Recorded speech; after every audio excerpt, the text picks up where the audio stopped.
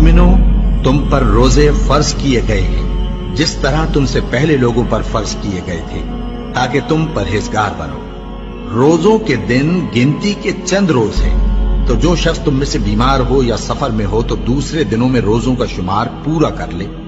और जो लोग रोजा रखने की ताकत रखें लेकिन रखें नहीं, वो रोजे के बदले मोहताज को खाना खिला दें। और जो कोई अपनी मर्जी से ज्यादा नेकी करे तो उसके हक में ज्यादा अच्छा है।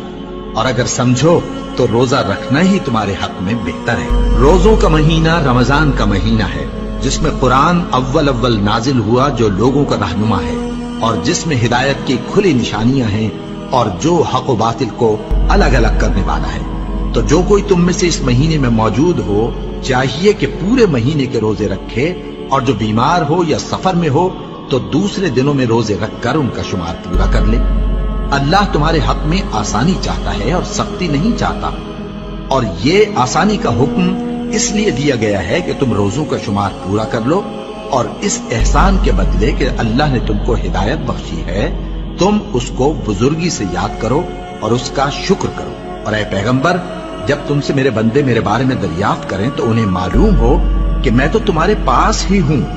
जब कोई पुकारने वाला मुझे पुकारता है तो मैं उसकी दुआ कबूल करता हूं।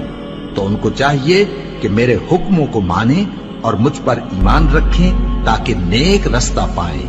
रोजों की रातों में तुम्हारे लिए अपनी औरतों के पास जाना जायज कर दिया गया है। वो तुम्हारी पोशाक हैं और तुम उनकी पोशाक हो। अल्लाह को मालूम है कि तुम उनके पास जाने से अपने हक में खयानत करते थे, सो उसने तुम पर मेहरबानी की और तुम्हारी हरकत से दरगुजर फरमाई। तो अब तुमको इख्तियार है कि उनसे मुबाशरत करो। और अल्लाह ने जो चीज तुम्हारे लिए लिख रखी है, यानी औलाद, उसको अल्लाह से तलब करो और खाओ और पियो, यहां तक कि सुबह की सफेद धारी रात की सियाह धारी से अलग नजर आने लगे। फिर रोजा रखकर रात तक पूरा करो। और जब तुम मस्जिदों में एतकाफ बैठते हो तो उनसे मुबाशरत न करो। ये अल्लाह की हदें हैं, इनके पास न जाना। इसी तरह अल्लाह अपनी आयतें लोगों के समझाने के लिए खोल खोल कर बयान फरमाता है, ताकि वो परहेजगार बने।